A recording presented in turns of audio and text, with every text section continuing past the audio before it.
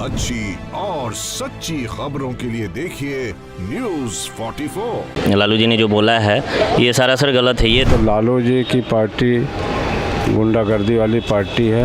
तुम कितने, तुम्हारी औलाद पढ़ी लिखी है, कितना यही है। सबको जानते हैं कितना बड़ा चारा घोटाला करके उनकी बात को कितनी वैल्यू देनी चाहिए। जो आधे टाइम तो जेल में रहे हैं, जेल में रह के उनका दिमाग खराब हो गया है। नमस्कार, आप देख रहे हैं न्यूज़ 44 और मैं हूं आपके साथ अमृता जैन। गृह मंत्रालय ने PFI popular front of India को बैन कर दिया है, वो भी 5 साल के लिए। इसी के बीच बिहार के पूर्व मुख्यमंत्री लालू यादव ने आरएसएस को भी बैन करने की मांग की है। बताया जा रहा है कि पीएफआई को आतंकवादी गतिविधियों में शामिल होने को लेकर गृह मंत्रालय ने उस पर बैन लगाया है। इस वक्त मैं मौजूद हूँ दिल्ली के कनॉट प्लेस पे। आइए यहाँ पर जानते हैं लोगों से कि लालू यादव के इस बयान पर उनकी क्या राय है। गवर्नमेंट जो है वो जो काम कर रही है वो इसलिए कर रही है कि जितनी भी इलीगल एक्टिविटी हो रही है, फंडिंग हो रही है, इसका पता चले। आप एक चीज़ बताइए, आरएसएस के ऊपर कोई ऐसे इल्ज़ामात हैं? कोई इल्ज़ामात नहीं है। अगर आज के टाइम पे कोई देश हित की बात करता है, राष्ट्र हित की बात करता है, इनको क्या चाहिए? मुस्लिम वोट चाहिए।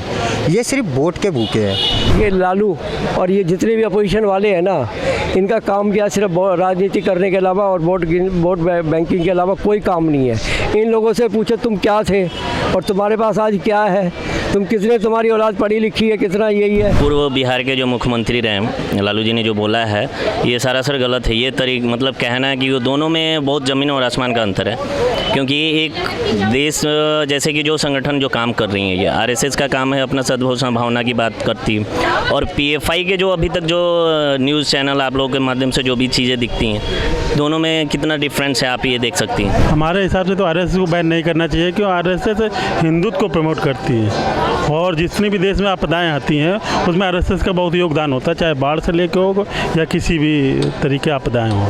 तो आरएसएस को नहीं किसी और कोई सी भी उल्टी सीधी जो घटनाएं होती है उसमें आरएसएस का कभी आज तक मतलब पास्ट रिकॉर्ड देखें या फ्यूचर रिकॉर्ड देखें, कभी कभी कोई रोल नहीं रहा है। जो भी इस तरीके के गलत एक्टिविटीज़ करता है उसको बैन कर देना चाहिए, उसमें कोई प्रॉब्लम की बात नज़र नहीं आती।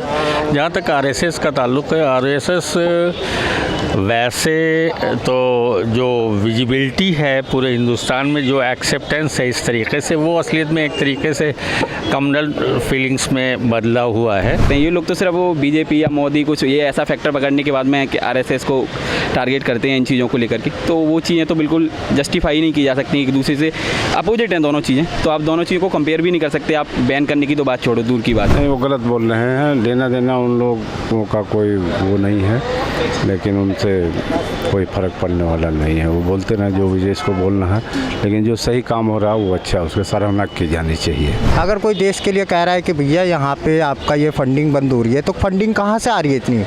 इतनी बड़ी बड़ी जो मोटी मोटी फंडिंग आ रही है, आरएसएस में तो कोई फंडिंग नहीं आ रही है।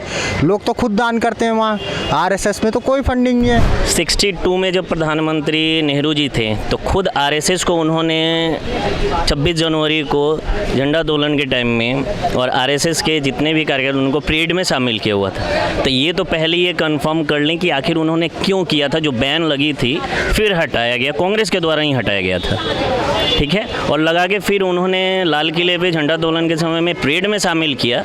क्यों किया? तो ये किस आधार पर कह रहे हैं बैन करने के लिए? ये तो बिल्कुल उनका अलग मुद्दा है। और लालू प्रसाद के बाद यादव के बारे में क्या बोले, उनके बारे में सबको जानते हैं कितना बड़ा चारा घोटाला करके उनकी बात को कितनी वैल्यू देनी चाहिए।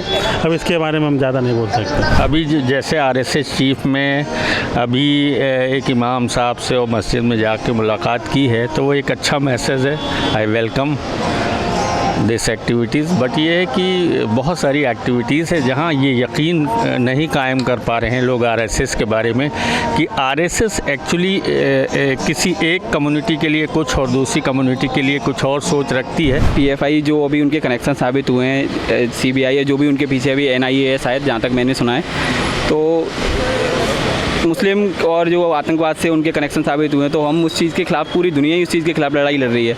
तो इसमें लालू यादव हुआ है, जो भी हुए, ये आरएसएस अपना अलग संगठन है, जो हिंदू धर्म का संगठन है। ये कहीं भी ऐसे 1% चीज़ों में इन्वॉल्व नहीं मिलेगा आपको। राजनीतिक तौर पे इन लोगों का राजनीतिक प्रोपेगेंडा है, बाकी कुछ नहीं है। और इस तरह से करके लोगों को आपस में जो भी चलती रही है आज तक, हम तुम वाली वही चलता रहेगा। बिहार की कहानी बहुत ख़राब है और लालू प्रसाद जितने दिन वहाँ रहे हैं उसका डेवलप बहुत रोक दिया है, ठीक है। उससे अगर कोई और और पार्टी होती तो बिहार की आज कंडीशन बहुत अलग होती।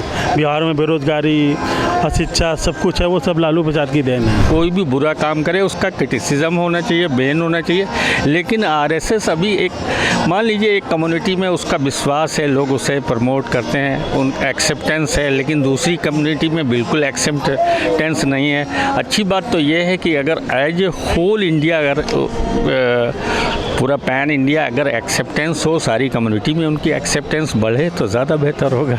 ये जो पीएफआई का कनेक्शन है, ये सभी उग्रवादी गतिविधियों में संलग्न है लोग, तो इसलिए बैन लगना बहुत ज़रूरी है देश के लिए। और लालू का जहाँ तक सवाल है, तो लालू जी की पार्टी गुंडागर्दी वाली पार्टी है, और वो जो है आरएसएस पर बैन लगवाना, जो देश के अच्छे कामों में आरएसएस काम करता है।